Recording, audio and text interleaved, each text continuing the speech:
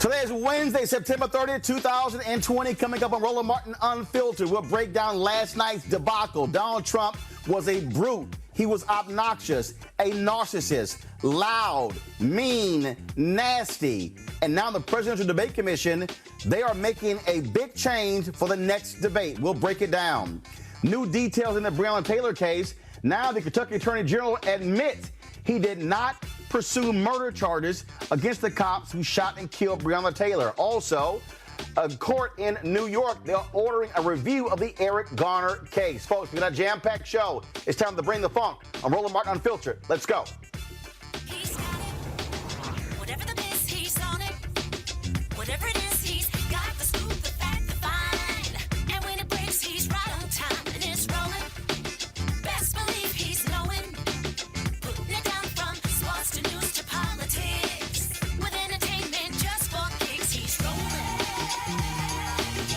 It's Uncle Roro, y'all. It's Roland Martin, yeah. Rolling with Roland now. He's funky, he's fresh, he's real, the best, you know he's Roland Martin now.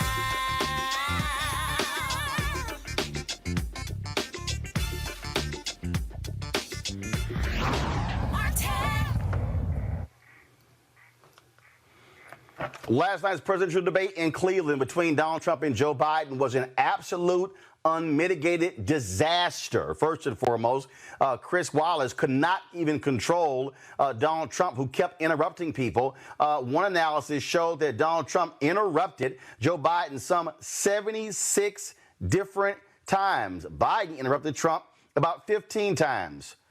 Have no idea, folks. Here's a roundup of what happened last night.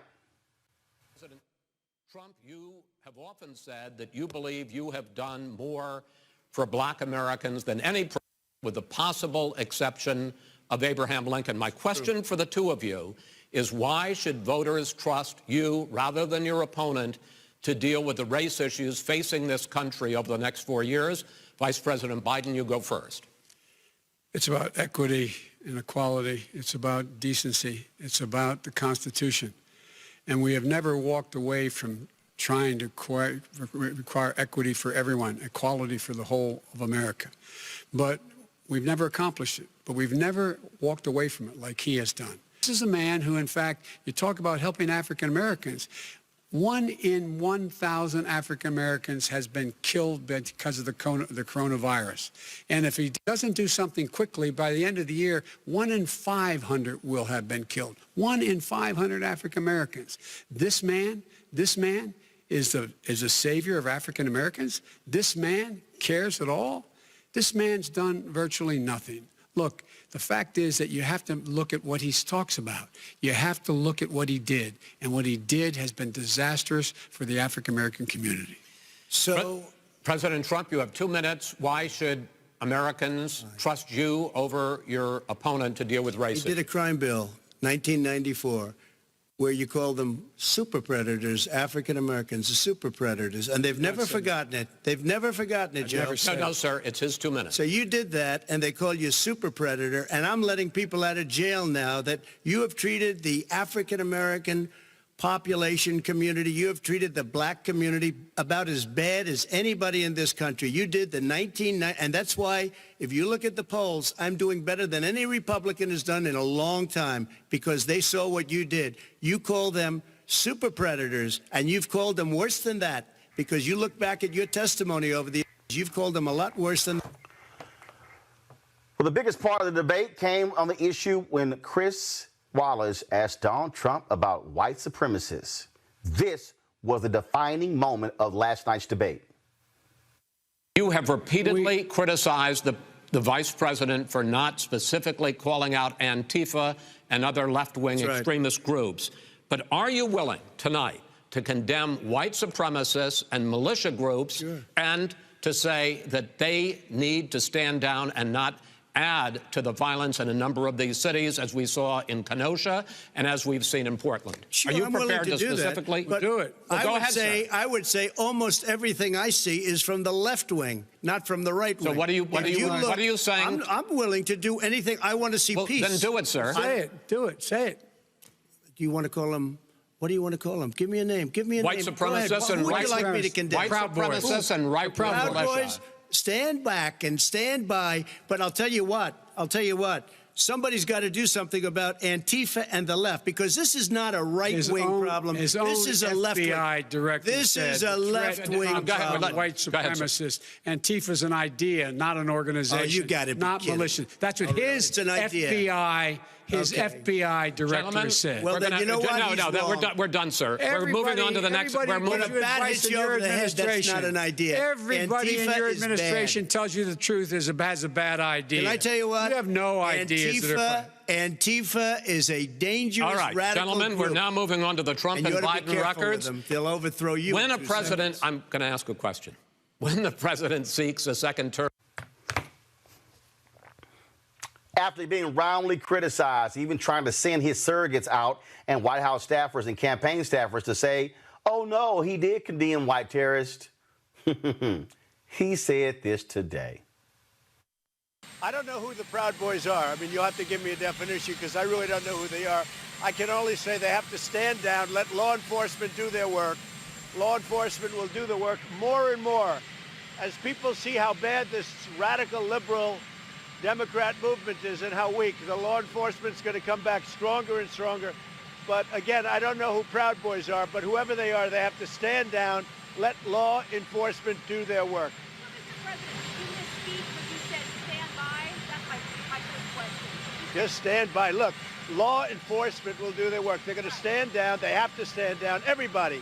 They have to stand, whatever group you're talking about, let law enforcement do the work. Now, Antifa is a real problem, because the problem is on the left. And Biden refuses to talk about it. He refuses to issue the words law and order. You saw that last night when he choked up. He can't say the words because he'll lose the rest of the left. So he's got to condemn Antifa. Antifa's a very bad group. Yeah. Mr. President, let me follow up. White supremacists, they clearly love you and support you. Do you welcome that? I want law and order to be a very important part. It's a very important part of my campaign. And when I say that, what I'm talking about is law enforcement the police have to take care. And they should stop defunding the police like they've done in New York, like they've done in New York. I just told you. But you denounce them. Do you denounce I've always denounced any form of any of that you have to denounce. But I also, Joe Biden has to say something about Antifa. It's not a philosophy. These are people that hit people over the head with baseball bats. He's got to come out and he's got to be strong and he's got to condemn Antifa. And it's very important that he does it. I want to see profiles not encourage Georgia Senator Kelly Loeffler. He has been very clear that there is no place for racism in this country. So, I think we just have to look at his words and his actions and to understand that he has done more to lift up African Americans than any president in recent history. You want to see a weak-ass black man? Senator Tim Scott of South Carolina. Do you find that concerning, the president's refusal last night during the debate to condemn white supremacist groups? I think he misspoke in response to Chris Wallace's comment. He was asking Chris what he wanted to say. I think he misspoke. I think he should correct it. If he doesn't correct it, I guess he didn't misspeak. I was on social media and you had some black MAGA lovers saying, oh no, the Proud Boys, they're not racist. They're not white supremacists. Watch this. I started this gang called the Proud Boys. And The Proud Boys? The Proud Boys. What's Proud Boys about? We will kill you. That's the Proud Boys in a nutshell. We will kill you. We look nice. We seem soft. We have boys in our name. But like Bill the Butcher and the Bowery Boys, we will assassinate you. Now, part of the reason I agree to do the talk is because I'm allowed to bring all my guys. And we can fight our way in and fight our way out. Beating the shit out of these people. I think it's our job to do it. And the cops just turn a blind eye. If you're wearing a MAGA hat, as Sal is right now. Sal's in the studio, folks. Oh my God, it's Sal Cipolla. Where are you from? Out here. Wow, you came a long way. You're wearing a MAGA hat, and some guy with a slightly punk demeanor comes up to you and says, "Hey, are you Sal or are you pro-Trump?" Choke him. Trust your instincts. Don't listen to what he has to say. Choke him. If I do a video where I say, how about we start throwing bricks? Is that legal? You can't call for violence on a specific person, but can you say they're throwing bricks? We should throw bricks. Can you call for violence generally? Because I am. Fighting solves everything. We need more violence from the Trump people, Trump supporters. Choke a motherfucker, choke a bitch, choke a tranny. Get your fingers around the windpipe.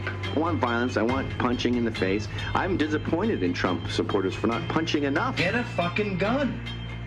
Get ready to blow someone's fucking head off. I've even killed people in my dreams. That's how awesome my gun is. Get in trouble, get arrested, get fired. Let's all get in this together. They can't kill us all. Dude, I got green tips, man. Those go through at least 3 bodies. Oh, beautiful. Plop. I love the way he falls on his ass. They said, you want to go? I said, yeah, I want to fucking go. And I punched him in the face. And then Coulter emailed me later and she goes, conservatives never punched anyone in the face. Finally, things are turning around. And then Malmsberg goes, you're not advocating violence, are you? And I go, I absolutely am. It's a wonderful, effective thing. This is a fucking war. The Joe Biden campaign did not wait to drop this ad.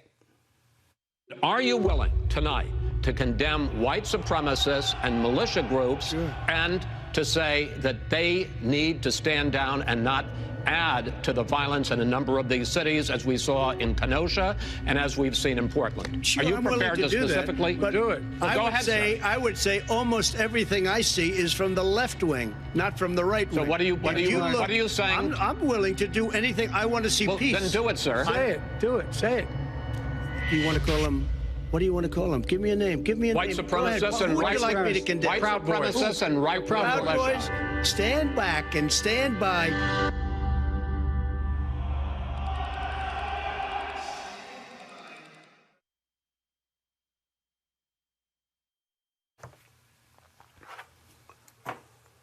Let's go right to our panel. A. Scott Bolden, former chair, National Bar Association Political Action Committee.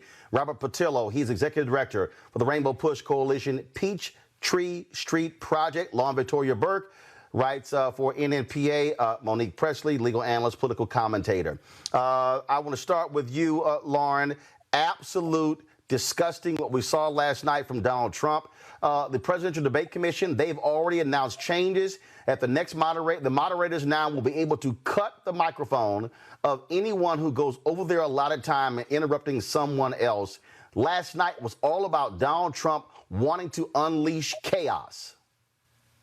Right, and so I guess there's going to be a lot of cutting of the microphone. Obviously, what we saw last night was a lot of fear and insecurity coming from Donald Trump, who I think at this point knows he's going to lose. I really think that to a large extent, we need to really think hard about what happens from November 4 to January 20. That was a desperate performance from somebody who knows that they're about to lose an election and be rolled out of office. Donald Trump, as we all know, barely got into office. He lost the popular vote. He's well aware of that. When you see him make these desperate calls to his supporters to show up at the polls, this obviously embarrassing, though not surprising, I misspoke on white supremacy, just like he misspoke in 2016, not being able to disavow David Duke. At this point in this, it's pretty obvious that people like Tim Scott, some of these other Republicans who, at this point, this is willfully ignoring a white supremacist in the White House and willfully being on the wrong side of that, one would think, easy to be on issue.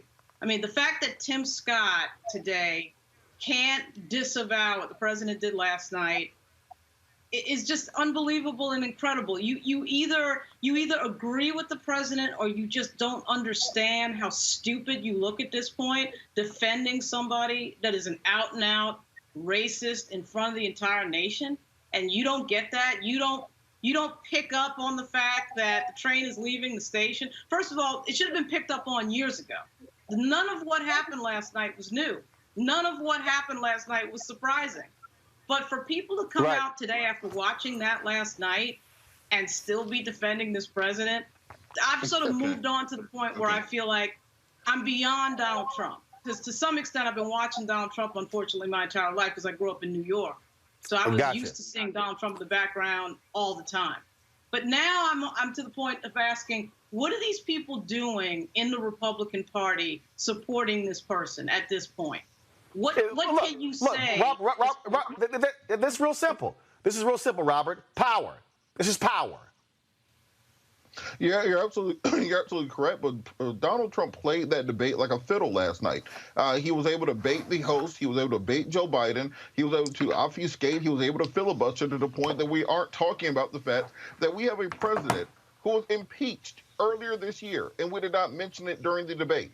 We find out that this president is $500 million in debt to unknown individuals around the world. We barely talked about it at the debate. The fact that he has not paid taxes in a decade, and when he did pay taxes, paid about $700. That did not get the proper vetting during the debate. President Trump knew he could not win on the facts. He cannot win a balls and strikes game, so he decided to do guerrilla warfare. Don't let your opponent get a straight answer in. Don't let the moderator ask a question. Make sure that you play the clock. Run out the clock until you get to the next topic. Then you slide in your culture war stuff. You slide in your conspiracy theories. You're talking about Hunter Biden. You're talking about random internet conspiracies. You're seeding the media beforehand by saying Joe Biden is on a performance-enhancing drugs, that he had plastic surgery, that he has an earpiece in to feed him answers. There's a teleprompter there that's going to allow him to read off the answers.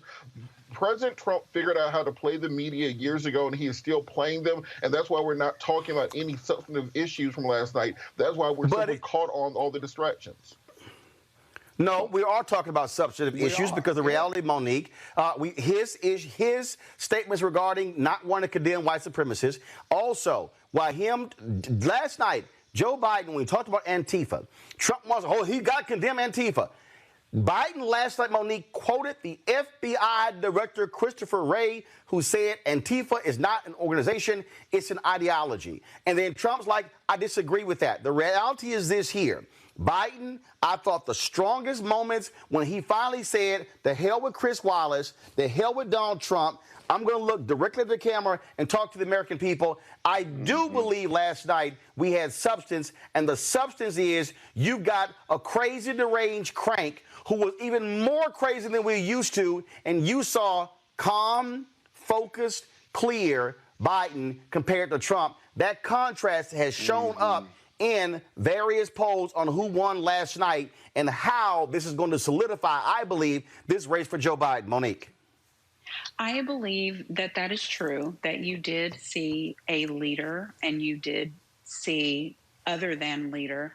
I don't know, though obviously there was a winner for last night, whether that tilted the few, like 2, 3, 5 undecided voters in the United States of America right now or not.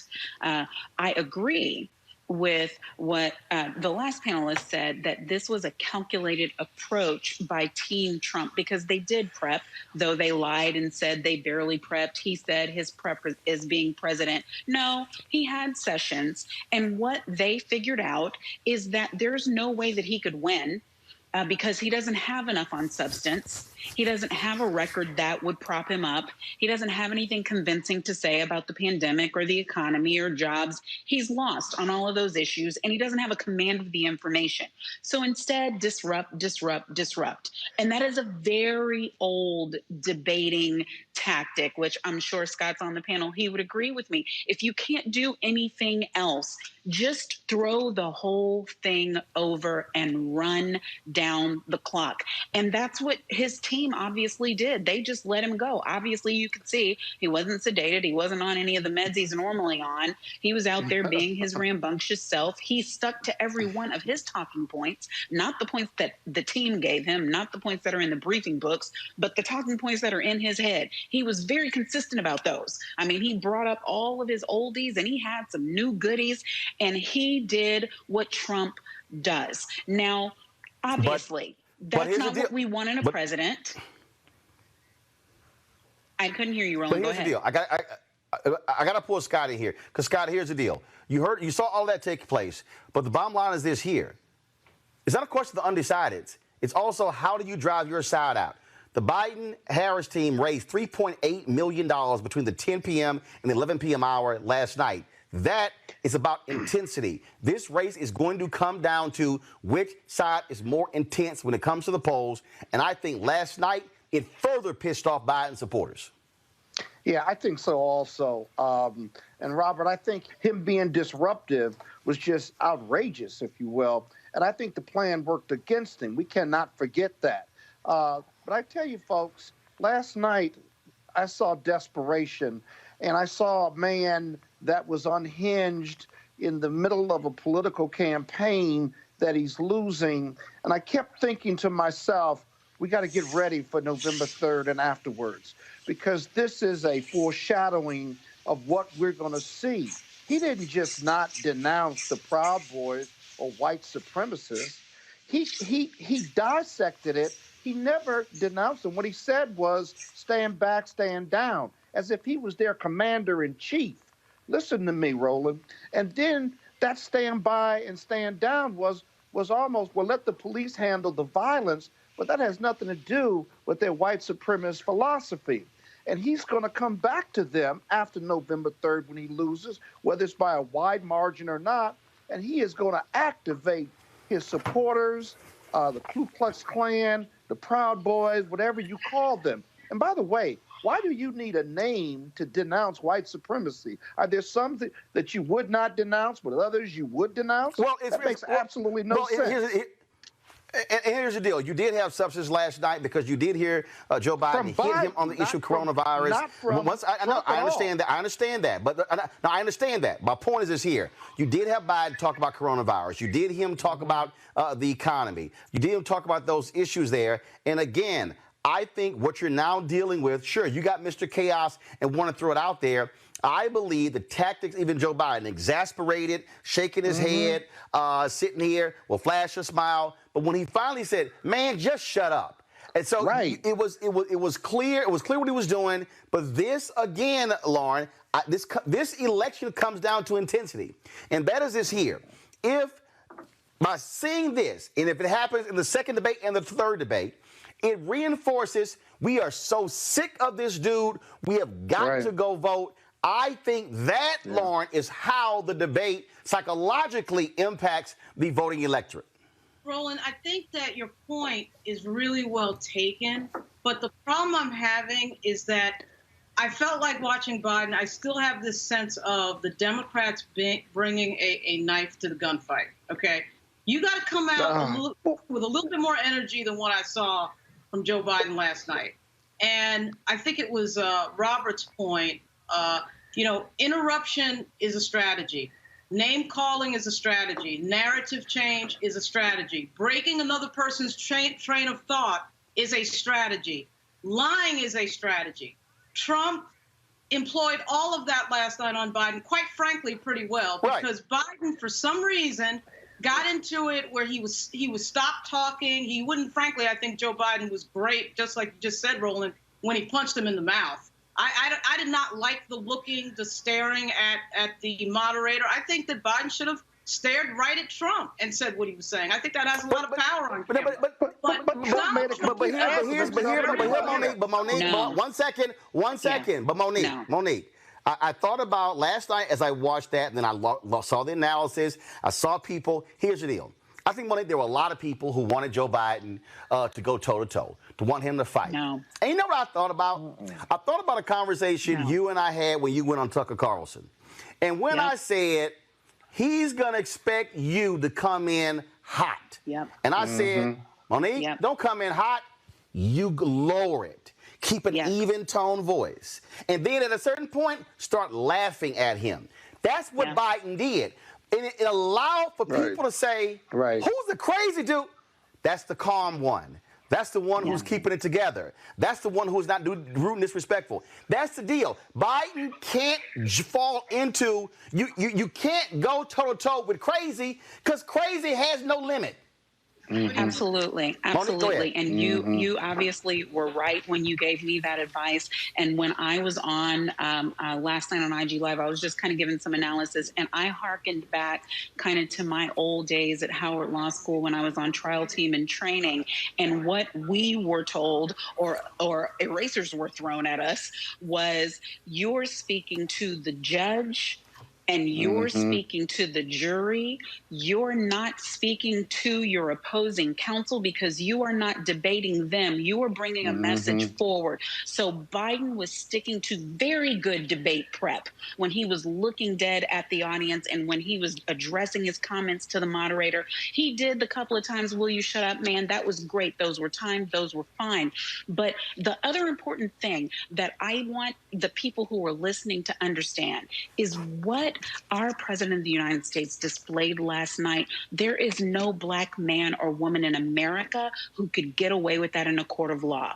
There is no white woman at the head of leadership in America who could get away with that. You doubt me? Think 2016 when Hillary Clinton probably wanted to say, will you shut up, man, and some more stuff. But she knew she was diving through sexism and misogyny landmines that were the size of giants. So if any black man had tried to do half of that and lose decorum like that, lose respect, he would have gotten stepped back. He'd be in an orange jumpsuit in 30 seconds. There's no orange jumpsuit for Trump yet, and that's why he's fighting the way he's fighting, because he knows if he doesn't win, he's going to jail.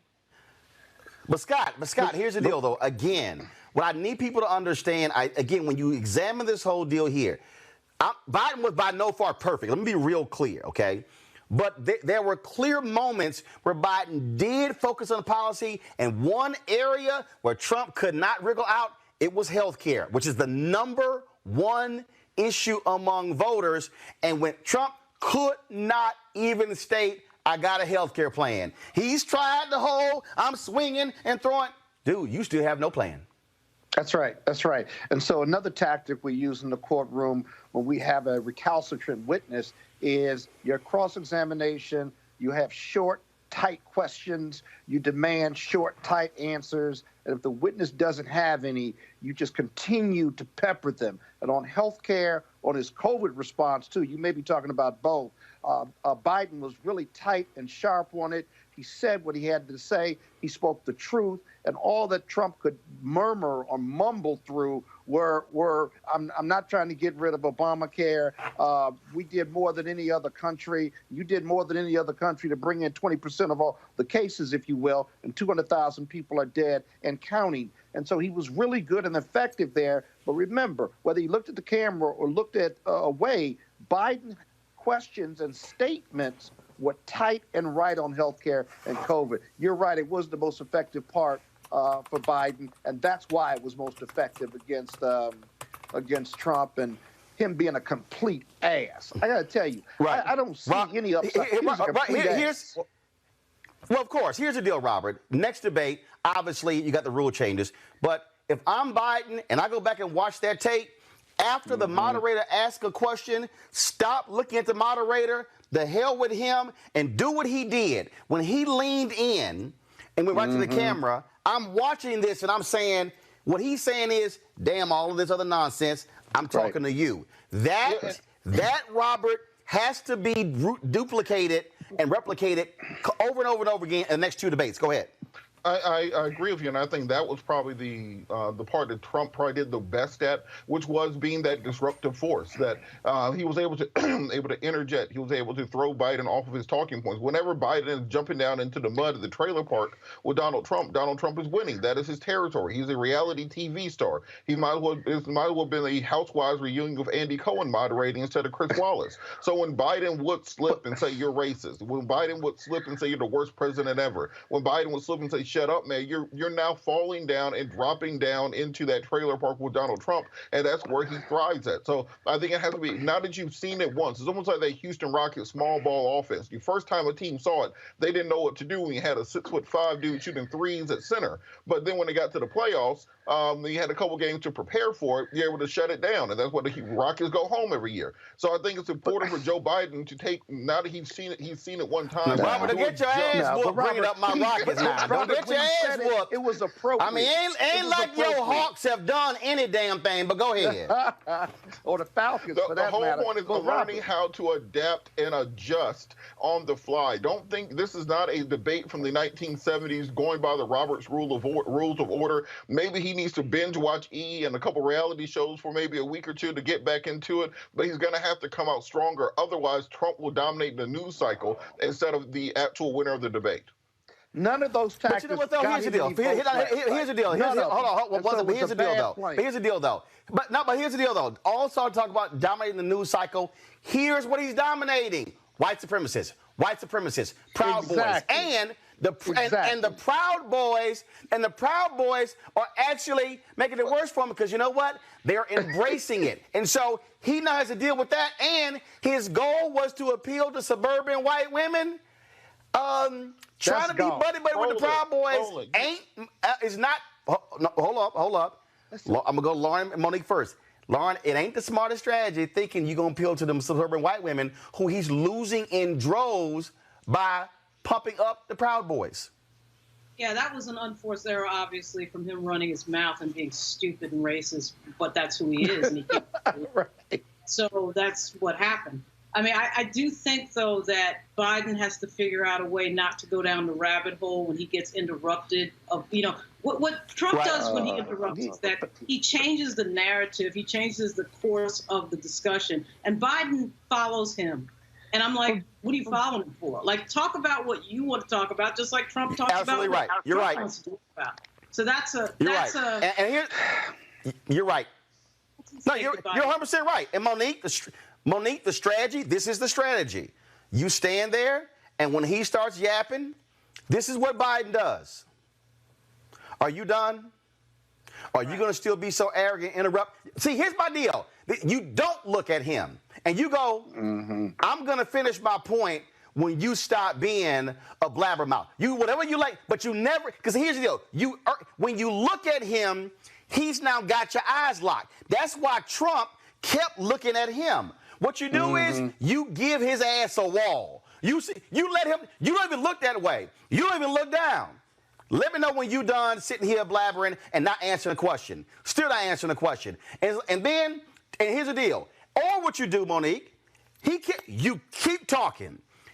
I know it's disruptive, but you don't even accept the bite. You keep talking, and then the moderator says the two of you can't talk. We'll tell him to shut up. You keep going. Right. I think that we're kind of dealing in extremes, and what Vice President Biden gave us last night and needs to continue giving us is a balance in the fight. Because, yes, you need to stay on point. You need to be looking to your real target audience, which is the American people. But also every now and then you got to punch them in the face. Because you're dealing with a madman who's on the stage next to you. And so I think that has to happen too. That's not what you constantly do. You don't punch. But I believe that he has to continue to do both. Because you know why? Vice President Biden, when he was up there, he was saying things that millions of Americans have wanted for 4 years to say to this president. And such it as, was will the you first shut up? Opportunity. Yes. Right. And exactly. so I'm saying those are not errors, unforced or otherwise. Biden was being Biden, and I'm like, Uncle Joe, I know you're listening to your debate prep, and I appreciate that, but every now and then he needs to let one rip and cut that fool down to size, because that gained him people who were like, yeah, it's not just Trump who calls us spade and a thing and a fool. We're about to get a new president who is going to say, hey, man, shut up. You're talking crazy. You don't pay taxes. You're a criminal. Go somewhere. So we need both. We need both. And it So, did hold not on, real quick. sound inappropriate by the time Hold on. Wait, 20 seconds. Robert, 20 seconds. Scott, go.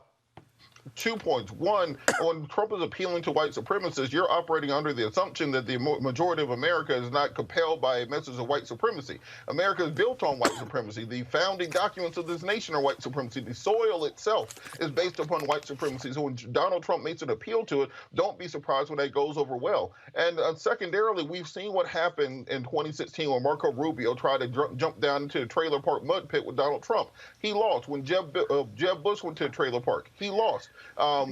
Ted Cruz went to a trailer park. He lost. Donald Trump is the trailer park champion, so you cannot beat him at his own game. You have to beat him on policy. Yeah, but I don't think Biden's trying to do that.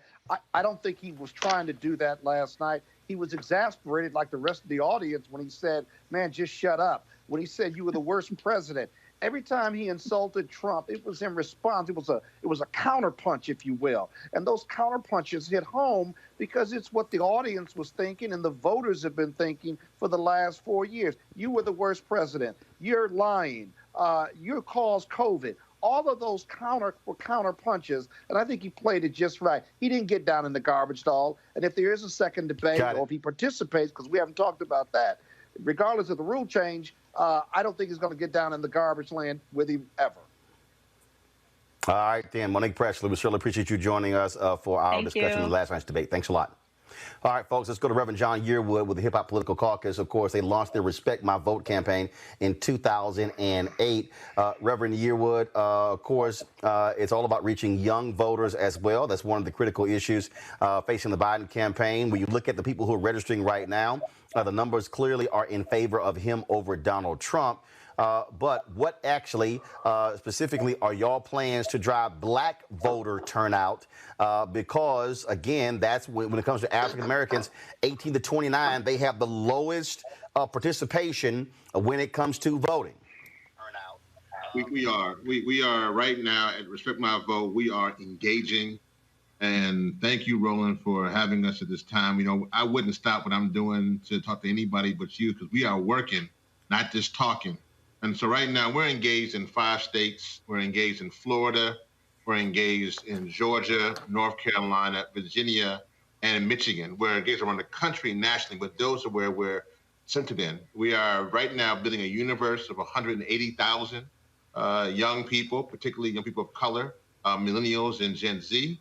And our goal is to reach them at least 30,000 in each one of those states, touch them twice through texting and email, and having virtual voter rallies that we're actually starting this week. We're going to have one in each state before voter registration, and then one in each state after voter registration. And our good friends from Voter Election Protection will be with us. Obviously, we're promoting the 1866 number, and we will have one of them with us in each one of those calls. And so as we are engaging them and touching people using our influencers and celebrities, so we'll touch between 5 to 7 million people within those 5 states over the election process through our digital ads and through our influencers.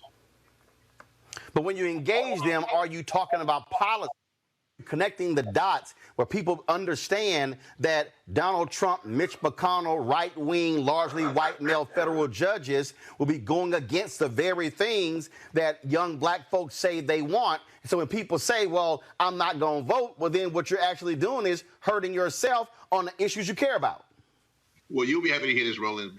Because you had access to the Hip Hop Caucus a little while ago, we actually created a C4 because of the need to shape policy, because either we shape policy or policy will shape us. So you can take a little bit of credit in that. We still operate through a C3, which is pretty much getting out the vote and doing the things for voter protection. But we are beginning to engage them on policies that we've seen, issues from defunding the police, issues from racial injustice, and issues regarding climate justice as well. And so a lot of those, particularly the millennials and Gen Z, that is their top issue. We've been having a lot of these conversations. And again, anybody's welcome to go to respectmyvote.com and see the conversation that we're having during our virtual Congresses, but we are definitely in the works, and we're getting close to that goal of having almost close to 200,000 young people in those key 5 states ready to move to action. Last point here? We have, of course, 33 days left. You already see folks voting. You got registration. And so you're also breaking it up. And because, first of all, your first deadlines, registration deadlines are coming up. A lot of people keep talking about vote, vote, vote. But first of all, we got to make sure people are registered before they vote.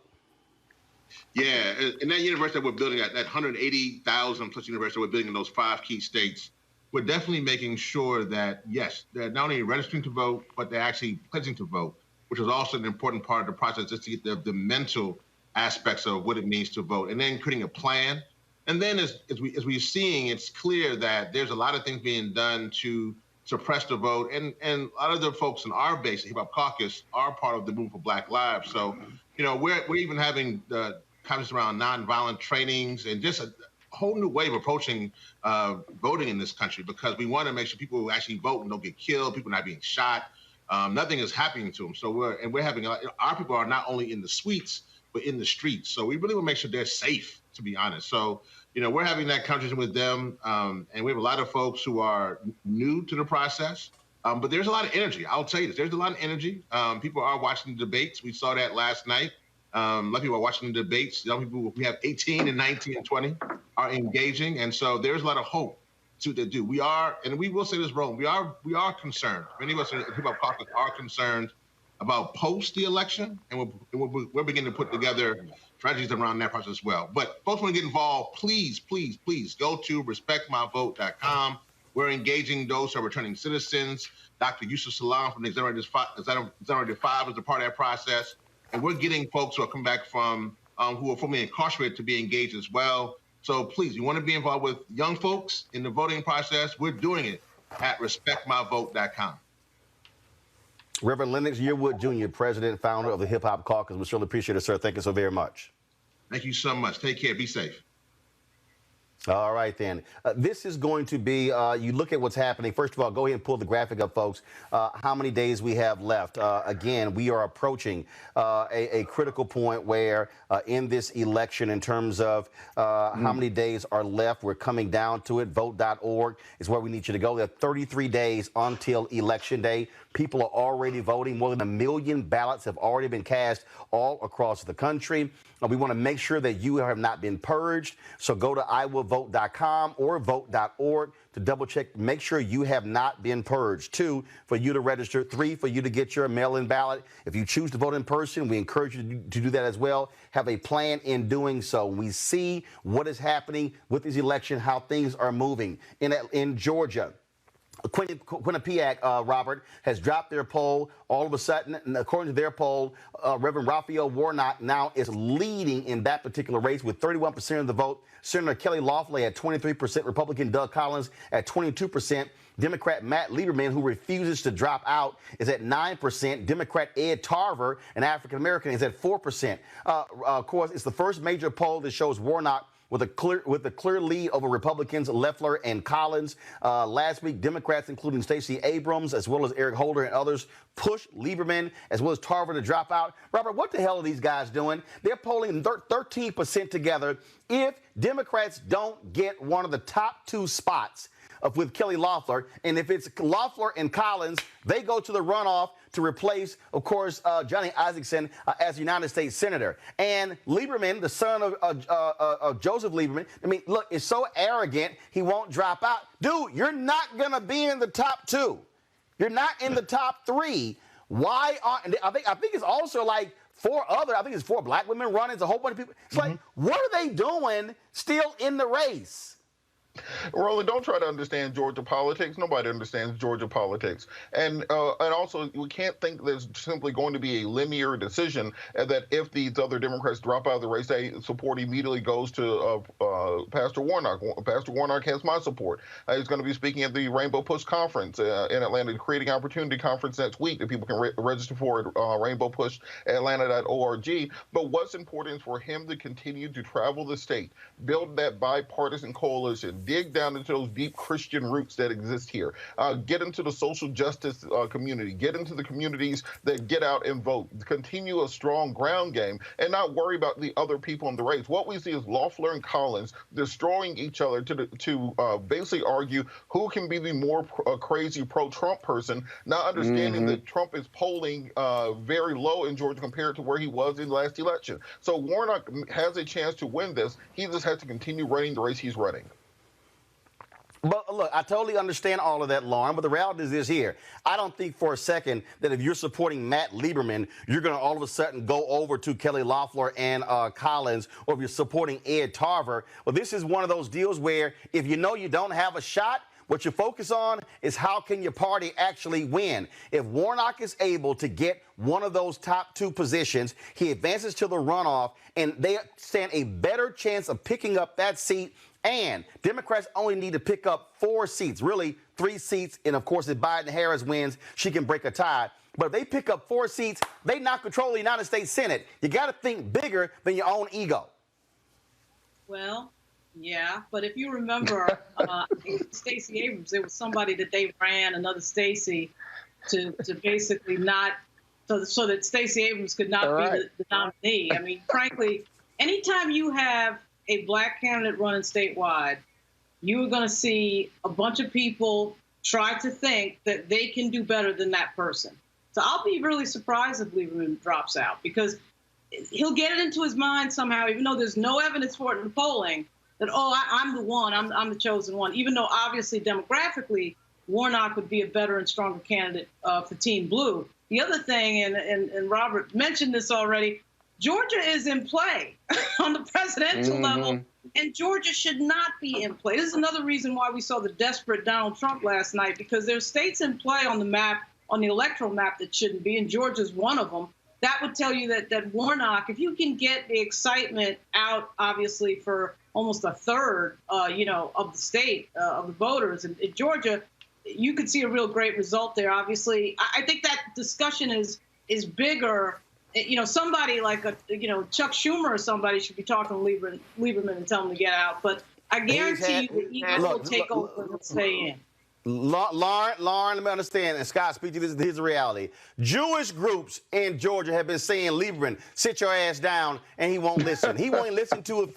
So, like, his whole deal is, I'm staying in, voters deserve a choice. But again, what I'm simply pointing to, this is not a race, Scott, where whoever gets the highest vote total wins a seat. It's going to be a runoff, and you want to be in a strong position to pick it up. Your thoughts on this race before I go to the next story. You talking logic, okay? Politics and campaigns aren't about logic. Everybody believes that they'll have lightning in a bottle and somehow they're going to win no matter what you tell them up to Election Day, whether they've got money or not. I think Lauren's right. Georgia's in play. And remember, the RNC, they don't have that much money. They're pulling out of some of the red states right now. And so I think they stay in the race no matter what. They should get out. Your theory is right.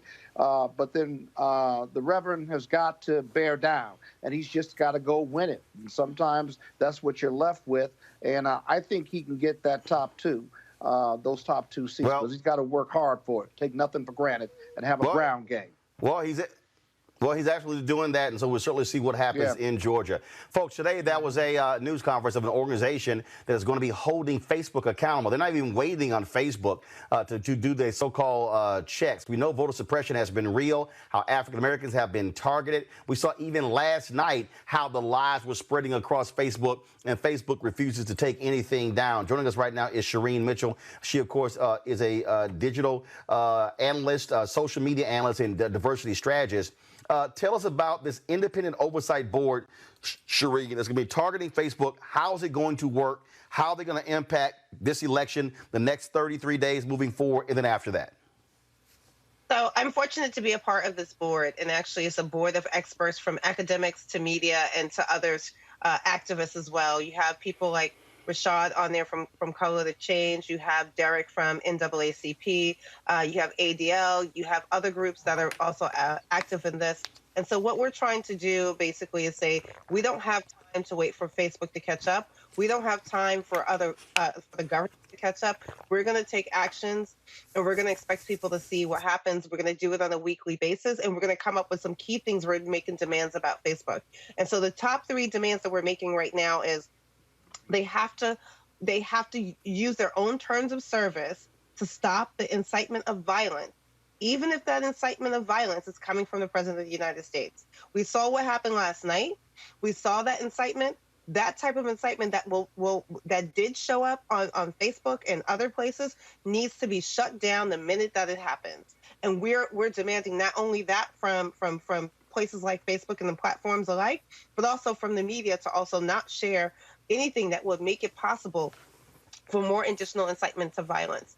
The second thing we're making a demand about that has to do with the elections, that if there is no conceding, no person who's conceded and no clear winner, that they are to mark everything that goes out with political ads or like stop them all and keep them from going out until we have a clear winner and until we know that someone has actually conceded. And that anything that goes out marked any other way before this moment should be marked as if they are untrue, disinformation, and the like. And this is important because it's not just about what we're seeing going out, but all the targeting of digital vote suppression around the vote, as we've seen last night, around polling places and people showing up to threaten those who are showing up to vote, and also the ways in which we're looking at the absentee ballots being used and being weaponized in a way to tell people that they don't have the right to vote or keeping them from exercising that right to vote, especially. So our project, of course, is part of that because we're trying to stop digital vote suppression across the board. We also know after these last reports that came out how the campaign itself last campaign, 2016, targeted African Americans the same way that Russia targeted African Americans and the vote with precision. It was major focus on Black identity, major focus on Black voters, and we're still seeing that today, which is why we have our project and we're part of this one, so that we can make sure that we get this further understood and others to sign on and partner with us, but also understand the impact that we're trying to have before this election. You said you're going to be doing stuff weekly. What does that actually mean? Are you issuing a report?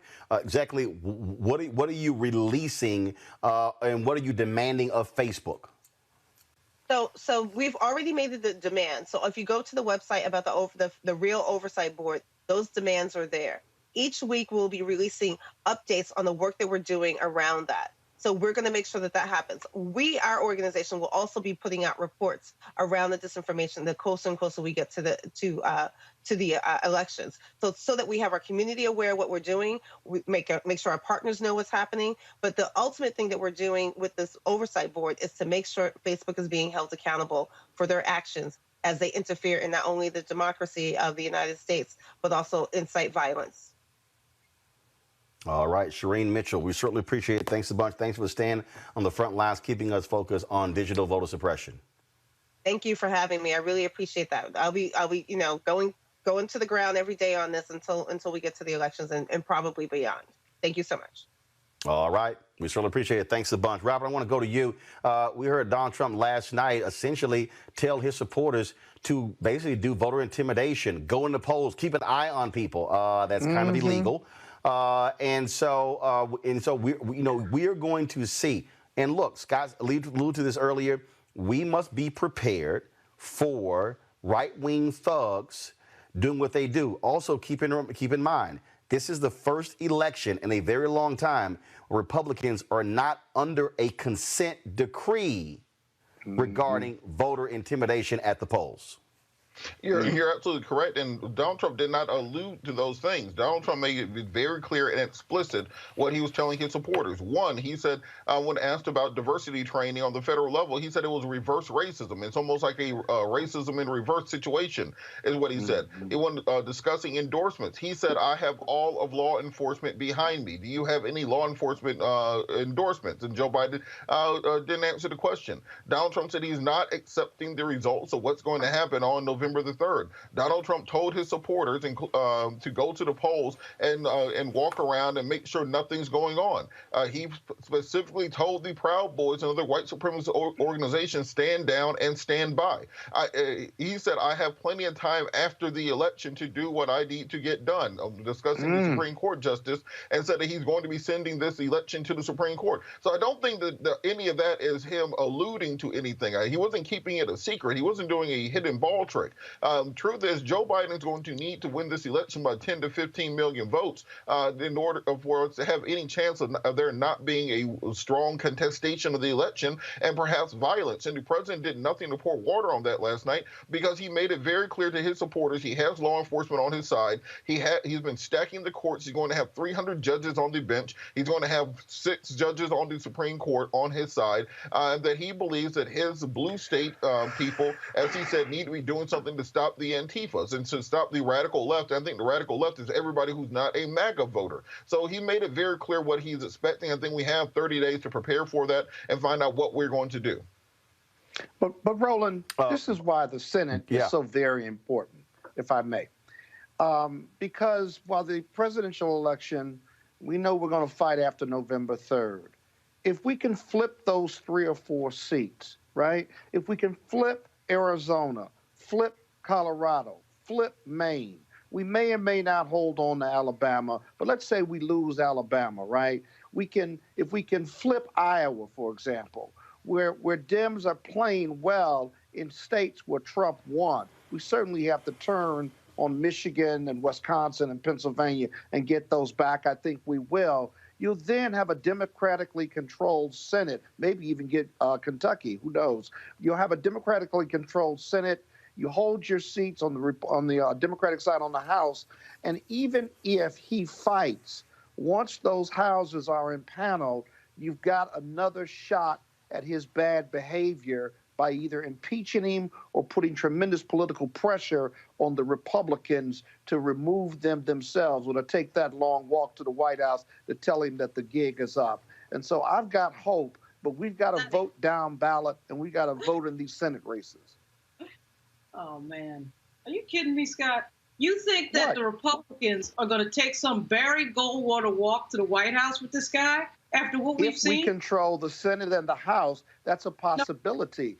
No, that's not happening. I don't invite your indignation. I raise it as a possibility, but I let hold up. 1 second. Lauren talk, Scott then respond. Go. Yeah, so it's more likely that the military would go to the White House and take him out on Jan 20 than it is any of these Republicans that we've seen over the last 4 years. I mean, that's just not happening. And quite frankly, we're lucky on the election. Hold up, Scott. No. I ain't Chris Wallace. Lauren finished, then Scott. I think we're lucky on the electoral map that the blue states, most of which not the blue states, the states that he's likely to win, that Biden is likely to win, Michigan, Minnesota, Wisconsin, Pennsylvania, North Carolina, maybe he gets lucky in Georgia. Those will be known by somewhere around midnight, okay? So we're lucky. We're lucky because I actually think we're going to find out fairly early that Biden has got it. Obviously, everybody knows he's going to win California. He'll probably win Arizona. But so that kind of shuts it down. The other thing we got to count on, too, is the media not being stupid. The media not being stupid and just allowing this president to use them and the bullhorn of the media and that audience of millions for him to just get out there and say any crazy thing that is completely inaccurate. That's the other thing. The media plays a huge role in this. But the idea that guess what we did? Sorry, we can't count on that. Scott, go.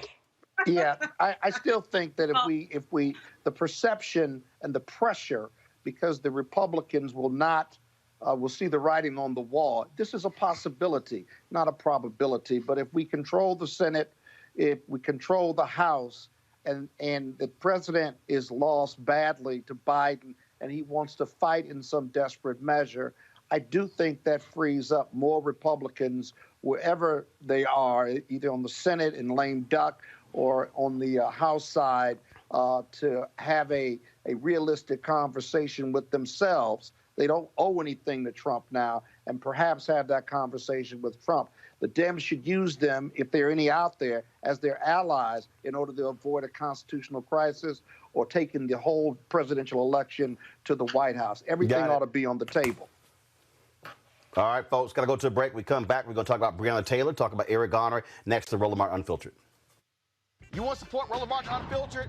Be sure to join our Bring the Funk fan club. Every dollar that you give to us supports our daily digital show. There's only one daily digital show out here that keeps it black and keep it real as Roland Martin Unfiltered. Support the Roland Martin Unfiltered daily digital show by going to RolandMartinUnfiltered.com. Our goal is to get 20,000 of our fans contributing $50 each for the whole year. You can make this possible. RolandMartinUnfiltered.com. To me, local politics always seemed to, in my mind, match up with what I was seeing nationally. If you didn't find a way to know somebody who knew somebody who knew somebody, then you couldn't get anything done. And that's really what to be political is. That's what you're doing. You're building relationships. And, you know, African Americans have had to, you know, face up to the fact that in order to get anything done in this world, we have to work with the system that's there.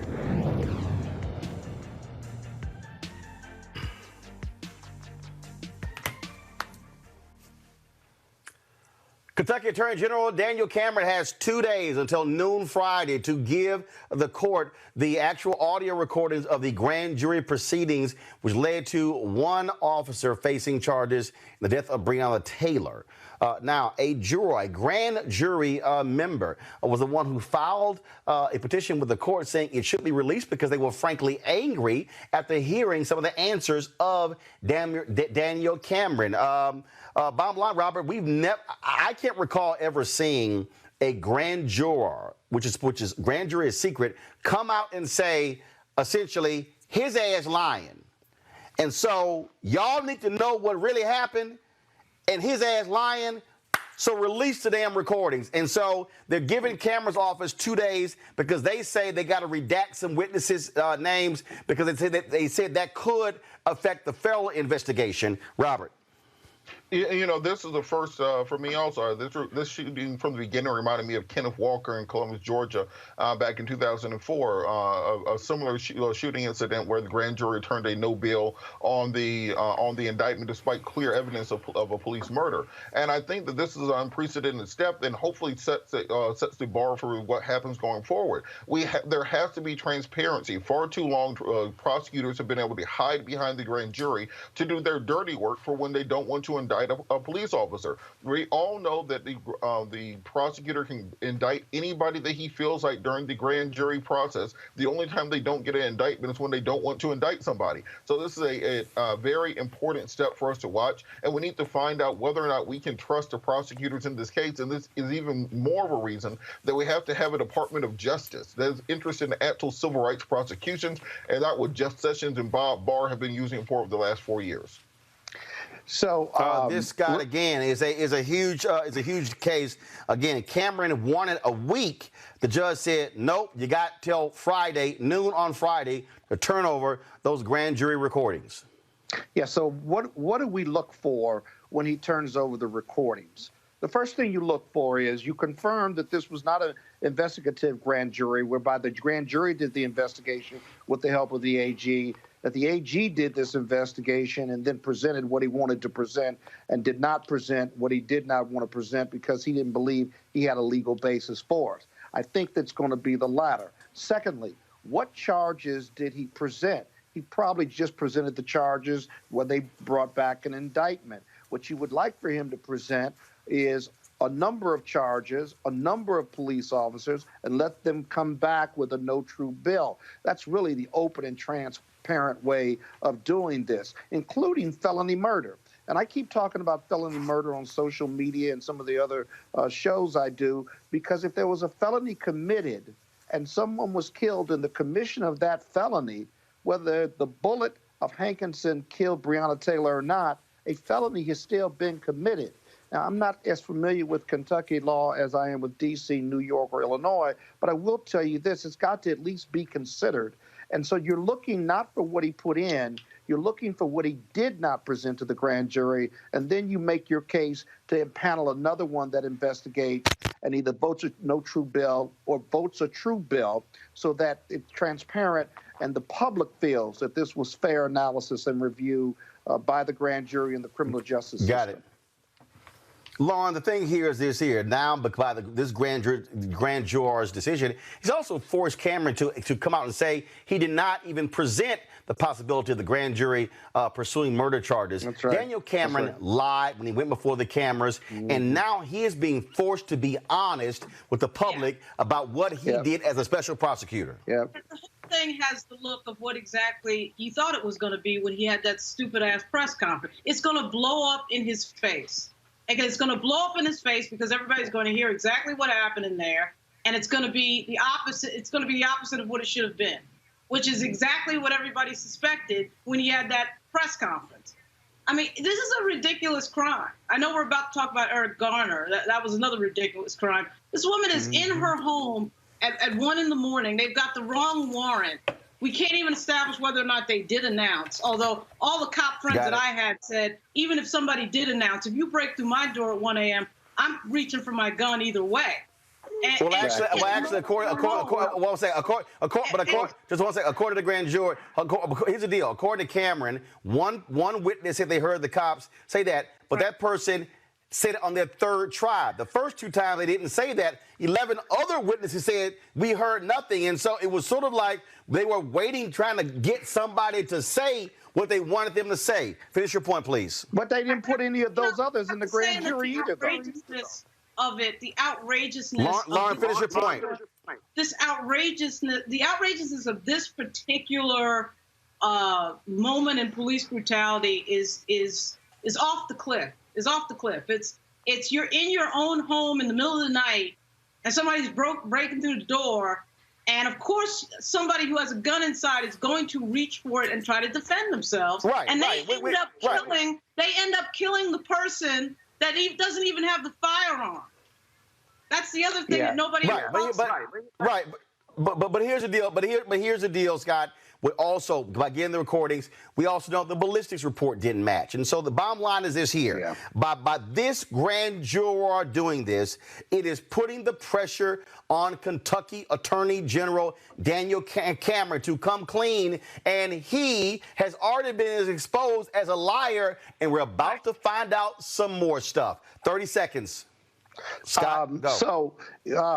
You're absolutely right, because here the AG made choices and decisions on what to put in the grand jury, what didn't. Why not put everything in the grand jury and let them decide? And what Lauren is really talking about is centuries old, the Castle Doctrine. I have a right to defend my home versus the police having a right to kick it in whether they announce or not. It's just a tragic errors, factual errors here. But what about our castle right doctrine, or the rights that Breonna Taylor and her boyfriend had? Those are being completely ignored here as part of this investigation. Robert, in New York, Supreme Court Judge Joan Madden has ordered a public judicial inquiry into the case of Eric Garner, of course, who died after being put in a chokehold by NYPD officer. They took place 6 years ago in 2014. She ordered a summary inquiry into the case, including an alleged lack of immediate medical aid to Garner by officers, alleged lies in a police report, the unauthorized release of Garner's arrest record, and the release of autopsy information by New York City's Office of Chief Medical Examiner. She did not indicate who would conduct the inquiry or when it would take place. A hearing has been set for October 6th. The reason this is important, this is not some departmental review. This is a judicial inquiry, Robert, which means lie to the court, you committed perjury.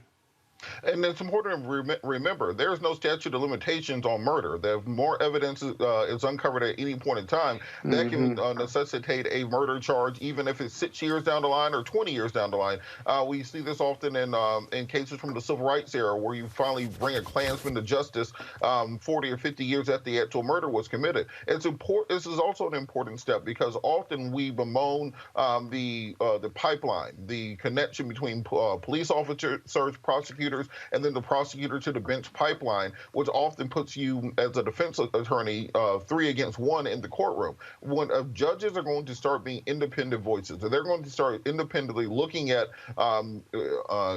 inconsistencies in these cases and reviewing them and bringing these cases to justice, it may be what we need to finally get the ball moving and to get some progress on this issue of police brutality in this country, because it's very clear our legislators are not going to do anything. Our executive leadership is not going to do anything. It's very difficult for prosecutors to do anything and not be out of office within 1 electoral term. So maybe it's going to be litigation from the bench by progressive judges that actually get this done.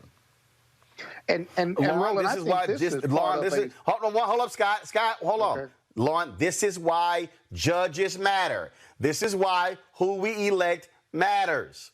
Yeah. Absolutely. Yeah, I mean, absolutely. By the way, they should have an investigation into the Ramsey Order thing as well. Ramsey Order was effectively retaliated against by the New York City Police Department for taking that video of Eric Garner, which nobody ever talks about. Because, New York City Police Department, and unfortunately I know it well, they think they can do whatever they want. I mean, they just think they can do whatever they want. It was already established that Daniel Pantaleo had been sort of stalked by this officer. That Eric Garner had been stalked by Daniel Pantaleo.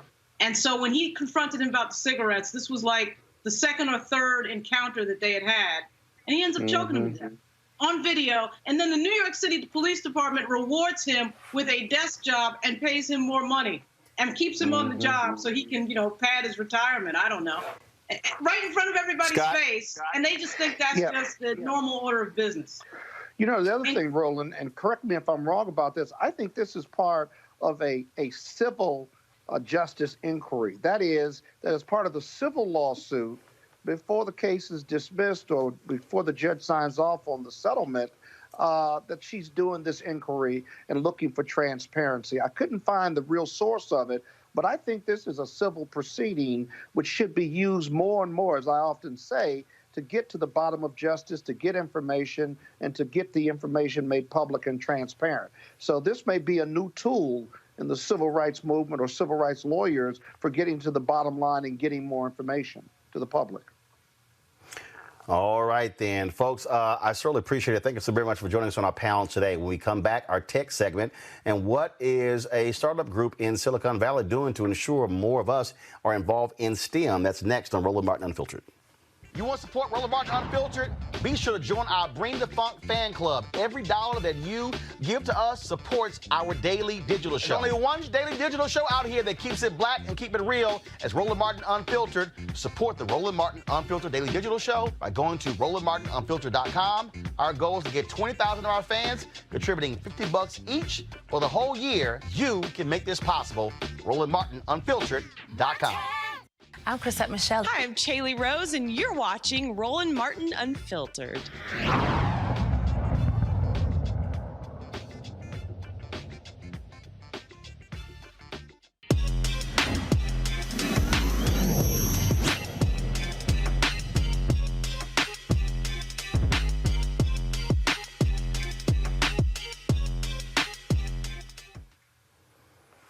Folks, time for our Tech Talk segment, sponsored by Seek.com. Don't forget, if you want to get any of their headphones or VR headsets, simply go to Seek.com. Use the promo code RMVIP2020. That's RMVIP2020. All right, folks. Kevin Nichols, he is the founder, president, CEO of an Oakland-based group that deals with the issue of STEM in the technology space. It's a social impact venture with Stanford University called the Social Engineering Project. He joins us right now. Kevin, how you doing? Fantastic. How are you, Roland? Doing good. So this particular project here, who are you targeting? Are you targeting high school students, college students, folks who've already graduated? Who are you really trying to reach to broaden the number of our people who are in the STEM space, but also in Silicon Valley? We start primarily in middle school, but we go all the way up to high school, and we help some college students as well. But our focus is middle school, getting them interested in traditional STEM at an early age. And how so? What are you doing to get them interested in STEM? So my business partner, Dr. Brian Brown, is a professor at the School of Education at Stanford, And he designed some curriculum to get young kids interested in STEM through a culturally relevant perspective. So we do about 15 science experiments in 1 week during our summer program called Science in the City. And so they learn culturally relevant math, chemistry, physics, science, and engineering principles throughout that week. And first of all, how long is a person in this program? Is it for several months? Is it for a year, multiple years? It's for a week each summer, but it could go over the course of a number of years. We also have other programs that kind of overlap. I have a program for high school students. I take 120 high school students camping, and I have tech companies come over to the Santa Cruz Mountains and teach them how they do their work at work. How has it gone thus far in terms of how many people have come through the program and how many of them have matriculated to jobs in Silicon Valley? So we started about 8 years ago. So our first cohort of middle school students haven't quite made it to college, out of college yet. However, we do about 50 students for the summer and about 120 to 150 high school students each year during the fall. Currently, a lot of our students are in college right now, but they haven't actually made it to the getting hired stage yet. We've only been around officially as an organization for 4.5 years. And how many folks what's your capacity for how many students who can come to your program in any given year? Oh, about 250 right now, but we are looking to expand that. This year we converted our Science in the City Day Camp to a virtual experience. So through our partnership with NSBE, we were able to use students from all over the country to be able to participate. So we're looking at ways to scale our programs virtually and be able to reach more students. If somebody out there is watching, how can they get more information on your program if they also want to apply? They can visit thesocialengineer.org. That's our website.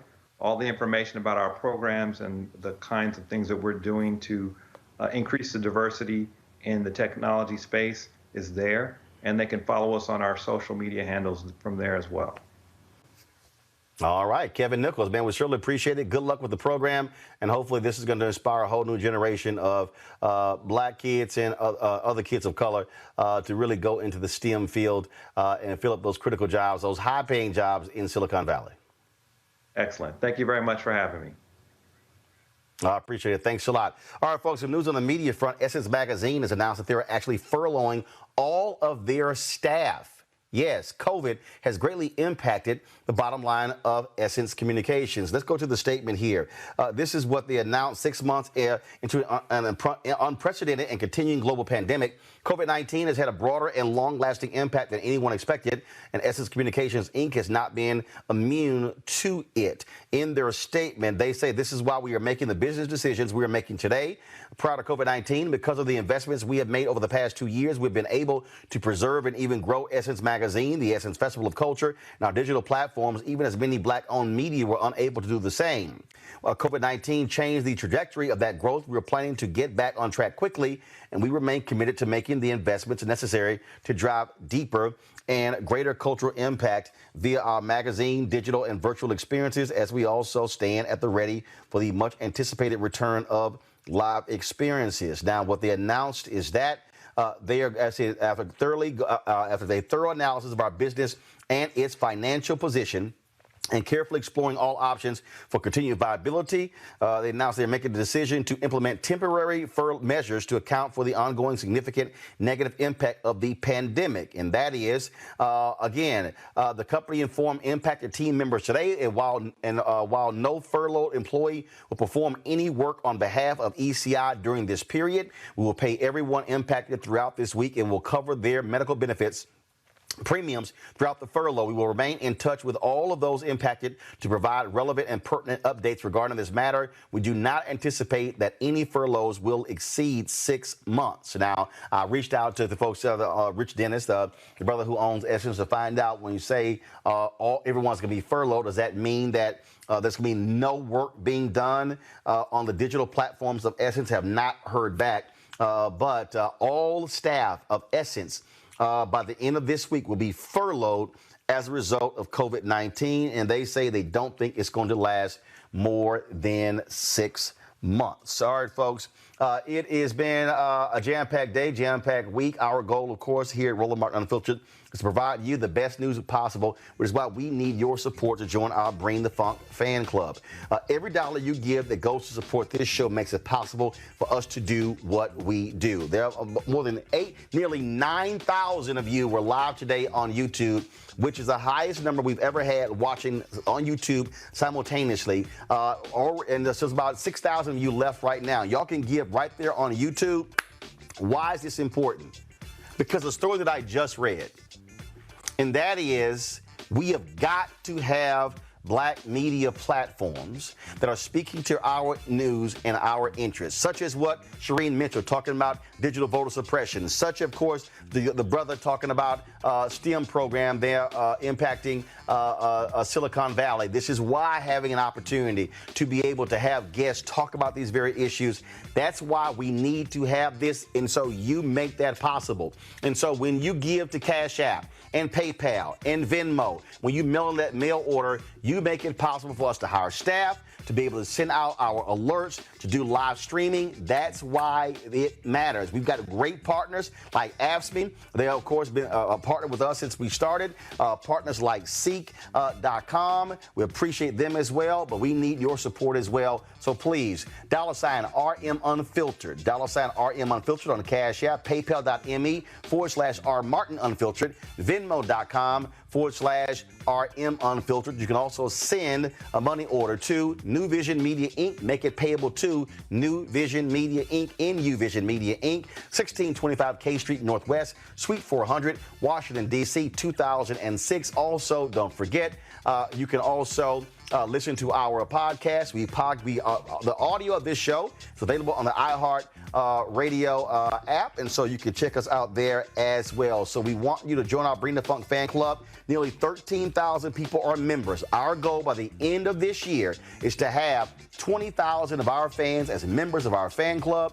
We want you to join, folks. We ask you to give $50 each. That's $4.19 a month, 13 cents a day. If you want to give more, you want to give less, every dollar does indeed count. And I certainly appreciate all of you who have helped us thus far, and so does our staff as well, because y'all make it possible for us to do this every single day, to be black and unapologetic. Also, shout out Langston University. I've been wearing different HBCU gear for the last week. I wore something different yesterday, so I want to shout out to folks in Oklahoma. My Alpha brother is president of Langston University, so shout out to all the folks at Langston. Thank you very much for having me on your campus. I also gave a commencement address to your school as well. Folks, we talked about a lot of the viral ads going out there. Here is the latest roundup of anti-Donald Trump ads. I wanted you to see it. Check this out. Are you willing tonight to condemn white supremacists? I'm willing to do anything. I want to see peace. Then do it, sir. Say it. Do it. Say it. That was painful, Donald. So weak. I mean, really bad. I'm the one that brought back football. Your debate reviews are so stupid. Terrible. Biden showed America you're a loser. The fact is, this man doesn't know what he's talking about. You have repeatedly. You've been talking back. Not your finest hour, Donald. Sir. I would love to end it. If you want to switch seats. You looked crazy. Your performance was, well, weak. Stand back and stand by. You failed. Embarrassing. You're losing, Donald. Les, don't ever use the word smart with me. Your administration is falling apart. Your campaign is running out of cash, and your personal finances so broke. Ouch. Your presidency is nothing more than a house of cards, Donald. You're losing everything. And it just collapsed in front of the whole world.